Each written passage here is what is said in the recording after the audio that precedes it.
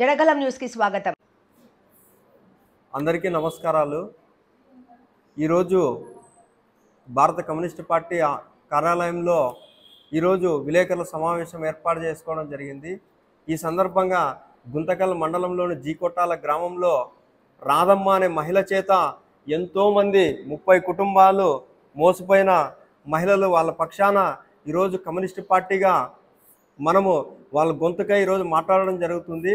రాధమ్మ అనే మహిళ వివిధ మైక్రో ఫైనాన్సుల ద్వారా స్పందన, టాటా పిన్కోర్, అదేవిధంగా గ్రామీణ కూటమి, టాటా క్యాపిటల్, అదేవిధంగా బజాజ్ ఫైనాన్స్, ఇతరత్ర ఫైనాన్స్ సంస్థల చేత వాళ్ళందరి చేత ఇవాళ ఆమె వాళ్ళు ఆధార్ కార్డులు, రేషన్ కార్డులు, బ్యాంక్ పాస్బుక్లు ఇవన్నీ వాళ్ళు ఎటువంటి నిరక్షరాస్యులు వాళ్ళందరి చేత ఈమె వాళ్ళ పేరు మీద లోన్లు తీసుకొని వీటన్నిటిని కూడా ఆమె ఒక 2-3 నెలలు కట్టి ఒక 30 ఒక్కొక్కరి 60,000 నుంచి 1,50,000 దాకా అట్లా 10 లక్షల రూపాయలను వాళ్ళు నిరుపేదలైనట్టు వాళ్ళ పేరు మీద తీసుకొని ఆమె ఈరోజు గ్రామాన్ని విడిచి ఉడాయించడం జరిగింది.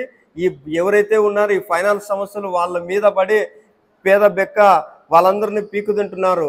అందుకని చెప్పేసి మన భారత కమ్యూనిస్ట్ పార్టీ కార్యాలయాన్ని సంప్రదించగా వారికి సంపూర్ణ మద్దతు తెలియజేస్తూ వాళ్ళకి ఎవరైతే బాధితులు ఉన్నారో వాళ్ళని కూడా పోలీసు వారు కూడా అదేవిధంగా ఉన్నతాధికారులు స్పందించి వాళ్ళ బాధిత కుటుంబాలకు న్యాయం చేయవలసిందిగా ఈరోజు భారత కమ్యూనిస్ట్ పార్టీ సిపిఐ పార్టీగా డిమాండ్ చేస్తున్నాం. లేని పక్షంలో దశల వారీగా ఉద్యమాలను వాళ్ళ బాధితుల తరపున ఉద్యమాలను ఉధృతం చేస్తామని చెప్పేసి ఈ సందర్భంగా తెలియజేస్తున్నాం.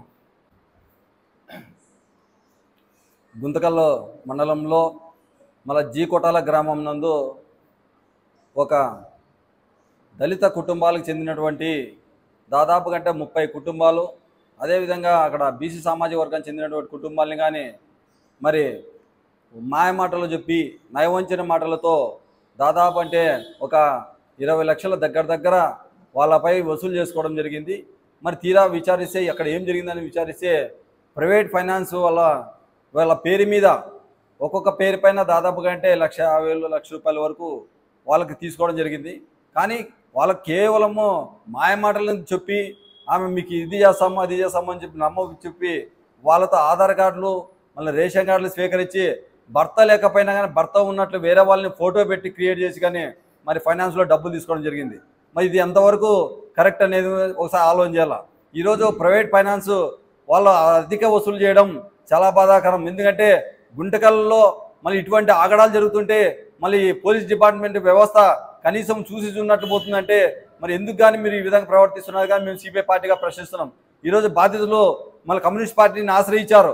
మాకు అన్యాయం జరిగింది కాబట్టి మీరన్నా మాకు న్యాయం చేయండి, మాకు ఈ ఫైనాన్స్ వ్యవస్థ మాకు తెలియదు, మళ్ళీ ఆమె ఏదో మాకు చెప్తే మీరు ఈ ఆధార్ కార్డు ఇవ్వండి మీకు ఏదో చేపిస్తానని చెప్పి మాటలతో మేము నమ్మి ఆమెకి ఈ విధంగా మేము మోసపోవడం జరిగింది. మరి ఈరోజు అధిక ఫైనాన్స్ వాళ్ళు మాకు వడ్డీ కట్టండి అని చెప్పి దాదాపు కంటే రాత్రి 10:30-11 అయినా ఇంటి దగ్గర కూర్చుంటున్నారు. మళ్ళీ ఈరోజు మాకు ఎంతో అవమానం కలుగుతుంది. మళ్ళీ మేము ఆత్మహత్యలు చేసుకుంటే మా కుటుంబాలు రోడ్డును పడతాయని చెప్పి వాళ్ళు విలువల ఏడుస్తున్నారు. కనీసం ఇప్పటికైనా కానీ పోలీసు వారు స్పందించడంలా మరి దాదాపు అంటే 10 రోజులు కావస్తుంది. ఆ గ్రామంలో కేవలం ఈ ఫైనాన్స్ వాళ్ళే వ్యవహరిస్తున్నారు తప్పితే మళ్ళీ ఏ రోజు కానీ వాళ్ళకి ఎటువంటి అన్యాయం జరిగిందని మాత్రం ఫైనాన్స్ వాళ్ళు వ్యవహరించడంలా వాళ్ళపైన ఎంతసేపు ఉన్నా కానీ మీరు డబ్బులు కట్టండి మీ అకౌంట్లో మేము డబ్బులు వేసాం కదా అని అంటున్నారు. మరి డబ్బులు వేసే రోజు మీరు కనీసం వీళ్ళని అడిగారా? మీరు నెల వచ్చి వీళ్ళతో ఈఎంఐ కట్టించుకున్నారా అనేది ఏ రోజు కానీ లేదు. కేవలం రాధమ్మ అనే ఆమె ఇంటికి పోయి ఆమెతోనే వీళ్ళు వ్యవహారం చేసేవారు. అంటే రాధమ్మ ఏజెంట్లు కుమ్మక్కయ్యి ఈరోజు వీళ్ళ బాధితులను అన్యాయం చేశారనేది కానీ వాళ్ళ రోడ్డును పడేసారనేది ప్రత్యక్ష సాక్షి ఈ బాధితులే. ఎందుకంటే ఈరోజు ఒకరైతే ఏదో నమ్మచ్చు, మరి దాదాపు 30 కుటుంబాలు పార్టీ కార్యాలయంలో వచ్చినాయంటే వాళ్ళు నిజంగా అన్యాయానికి గురయ్యారనేది మరి తెలుస్తుంది. మళ్ళీ ఈరోజు ఎస్పీ గారు చెప్తున్నారు మేము ఏడన్నా కానీ ప్రజలకు ఏదన్నా కానీ అన్యాయం జరిగితే మా పోలీస్ సిబ్బంది వెంటనే మిమ్మల్ని కాపాడతారు, మళ్ళీ రక్షక భటులుగా ఉంటారని చెప్పి చెప్తున్నారు తప్పితే మళ్ళీ ఈరోజు ఆ రక్షక భటులు ఎక్కడ పోయారని కానీ మేము ప్రశ్నిస్తున్నాం. మళ్ళీ ప్రైవేట్ ఫైనాన్స్లో ఆగడాలు రౌడీలు ఏ విధంగా చేస్తున్నారంటే రౌడీల కంటే దౌర్జన్యంగా ఎక్కువ చేస్తున్నారు ఈరోజు. మరి ఈరోజు చూస్తే స్పందన ఫైనాన్స్, అదేవిధంగా బిర్లా ఫైనాన్స్ అట మళ్ళీ ఏవో రకరకాల పేర్లతో పెట్టుకొని మాఫియా టైప్లో ఈ ఫైనాన్సులు ప్రజల యొక్క ప్రాణాలు తాగుతున్నారు. అదేవిధంగా బళ్ళారి నుంచి వచ్చే ఫైనాన్స్ ఒకటి ఉంది. మళ్ళీ యాదో కర్ణాటక ఉండే రాష్ట్రంలో మన ఆంధ్రాలో వచ్చి ఇట్లాంటి మాయమైనటువంటి అమాయకులైనటువంటి ప్రజల్ని వాళ్ళని చులకనగా చేసుకుని ఈరోజు వాళ్ళ రక్తాన్ని జలగలా పిలుస్తున్నారు. మరి ఉరవకొండ నుంచి చూస్తే వాళ్ళ వారం వసూలు అని చెప్పి వాళ్ళు వస్తున్నారు. ఈరోజు గుంటకల్లో ఏం జరుగుతున్నది మాకే అర్థం కావడంలా. వీళ్ళందరూ చెప్తుంటే వీళ్ళ మాటలు నిజమా అని మాకే భయం అవుతుంది చూస్తుంటే. మళ్ళీ ఈరోజు మనం ప్రజాస్వామ్యంలో ఉన్నామా? వీళ్ళు ఏ విధంగా దోచుకుంటున్నారు. వారం వడ్డీలు, నెల వడ్డీలు అంటే వాళ్ళు కూలిపు నేల చేసుకునే వాళ్ళు కనీసం వాళ్ళ పైన 1 ఎకరా భూమి కానీ లేదు. అలా అటువంటి వాళ్ళకి ఈరోజు మీరు ఏ విధంగా లక్షలు అప్పు ఇచ్చారు? మరి కనీసం మీకు ఆర్బీఐ గైడ్లైన్స్ ప్రకారం నడుచుకుంటున్నారని కానీ ఈ ప్రైవేట్ సంస్థలు మేము ప్రశ్నిస్తున్నాం. మరి కాబట్టి వెంటనే ఈ పోలీస్ యాజమాన్యం ఇక్కడ లోకల్గా ఉన్న డిఎస్పీ గారు అయినా సరే ఆ ప్రైవేట్ ఫైనాన్స్ వాళ్ళని పిలంపించి వాళ్ళ పైన క్రిమినల్ కేసులు కట్టాలా. అదేవిధంగా వీళ్ళకి ఎవరికైతే మోసం చేసి పారిపోయిందో ఆమెను కానీ పట్టుకొచ్చి వీళ్ళకి న్యాయం చేసే విధంగా ఆమె నుంచి వీళ్ళకి వసూలు చేసి క్లియరెన్స్ చేయాలని చెప్పి కానీ మళ్ళీ ఈ సందర్భంగా మీకు తెలియజేస్తున్నా. లేని పక్షంలో సిపిఐ పార్టీ ఆధ్వర్యంలో పెద్ద ఎత్తున మేము కలుపుకొని వీళ్ళందరి ద్వారా ఈ ప్రైవేట్ ఫైనాన్షియల్ కాడ ధర్నా చేస్తాం.